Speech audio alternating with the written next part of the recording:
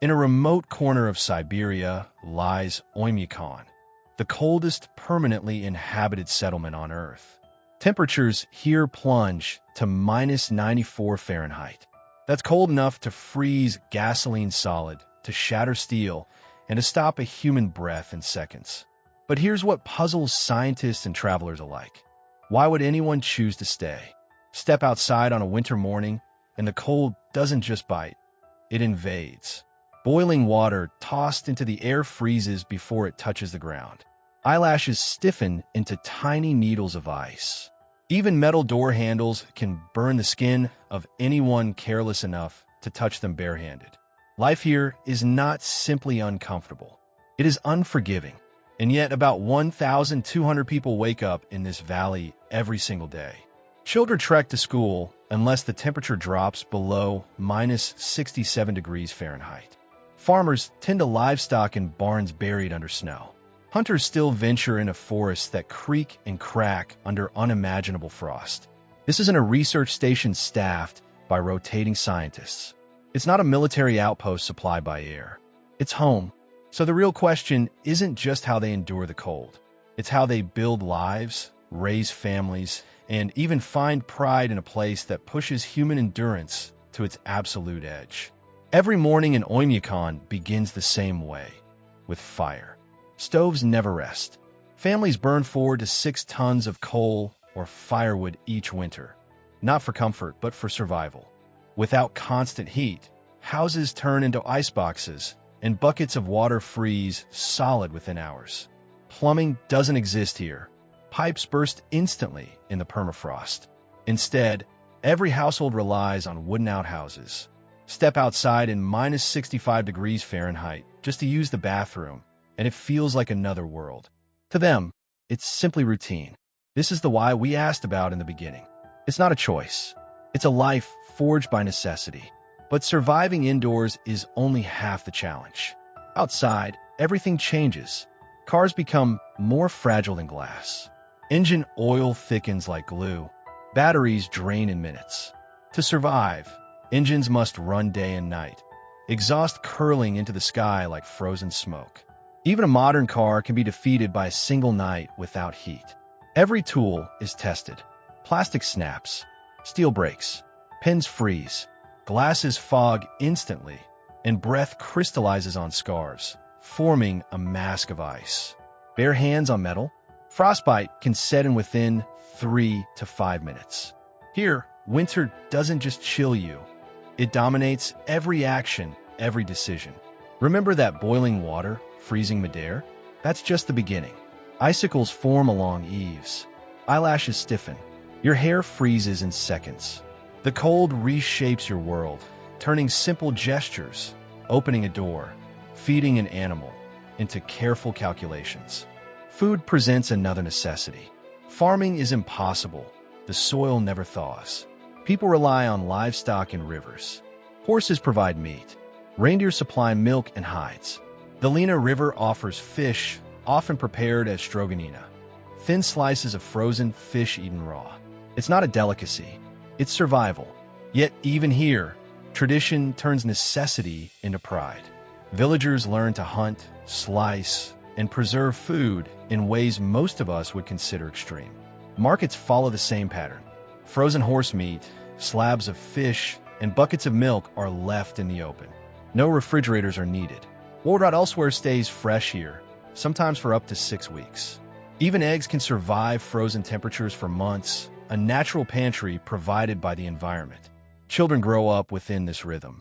Schools stay open until temperatures fall below minus 67 degrees Fahrenheit.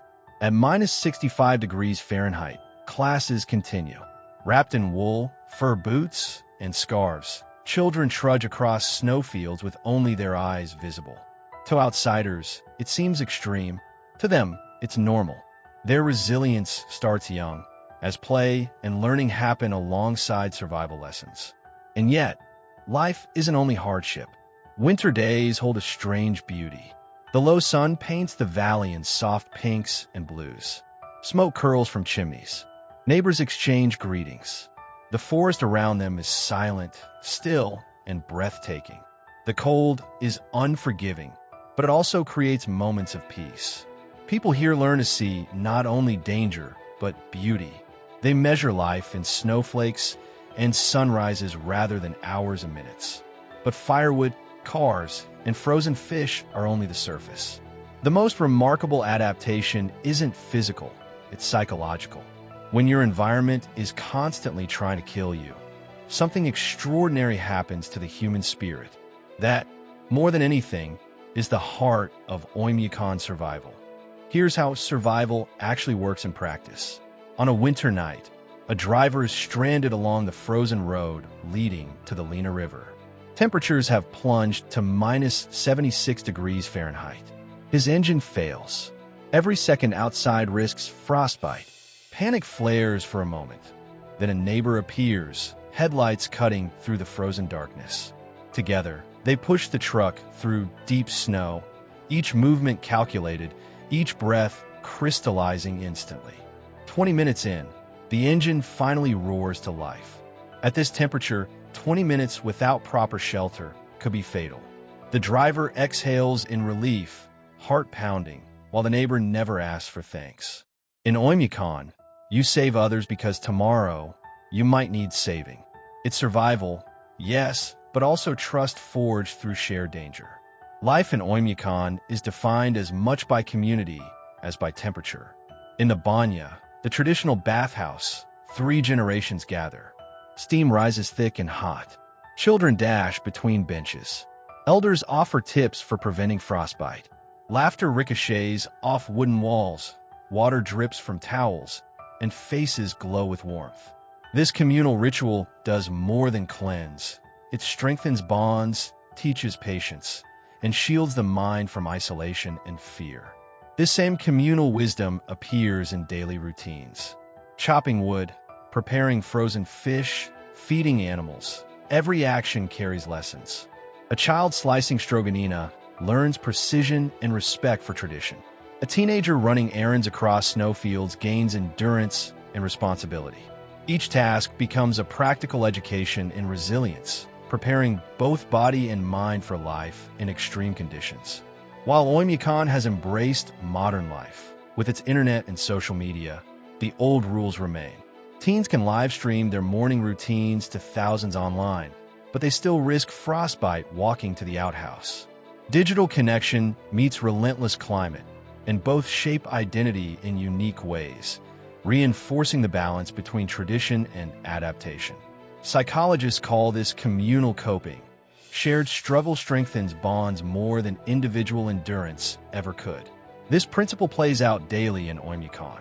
Neighbors rescuing stranded drivers, families sharing warmth and food, rituals that ensure no one faces the cold alone. Yet even with this support, the environment can win. Not every rescue succeeds. Frostbite, accidents, or exhaustion loom constantly, a reminder of the fragility of life here. Moments of joy persist amidst the cold. Children play in snowfields, families celebrate seasonal events, and elders pass down knowledge filled with humor and stories.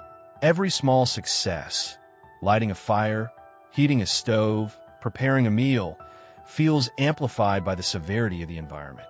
The cold is merciless, but resilience is tangible, cultivated through experience, necessity, and connection. When we picture Oymyakon, it's easy to see only frozen rivers and snow-laden cabins. But the true story lies in courage, ingenuity, humor, and the profound reliance people have on one another. The cold tests bodies, but the community, traditions, and shared rituals protect hearts. And as we watch them, we're left with a final question. If humans can thrive here, where do our own limits truly lie? The answer isn't found in theory. It's seen in the interplay of environment, endurance, and human determination. Resilience is as much about connection as it is about survival. Oymyakon isn't just a frozen point on the map. It's living proof of what humans become when comfort isn't an option. The daily struggle here, from pushing frozen engines to sharing warmth in the banya, reveals something fundamental. Resilience isn't built in ease. It emerges when survival demands creativity, courage, and connection. Watching the people of Oymyakon, we see lessons that apply far beyond the Arctic Circle. Shared struggle strengthens bonds. Rituals create structure and meaning. Humor and ingenuity turn hardship into endurance. What challenge in your own life suddenly seems less impossible when you realize humans can thrive at minus 76 degrees Fahrenheit? The cold teaches another truth. Many limits exist only in the mind. When a child walks to school at minus 65 degrees Fahrenheit, when a neighbor saves a stranded driver without hesitation, they become a mirror reflecting something unbreakable that exists in every human. It shows us that capability is less about circumstance and more about courage, creativity, and connection. And as we contemplate their extraordinary resilience, a question lingers. If Oymyakon is the coldest inhabited place on Earth, what about the hottest? How do people survive where fire, not frost, is the enemy? Stay tuned to find out in our next exploration of humanity at the extremes. But first, what extreme have you been avoiding in your own life?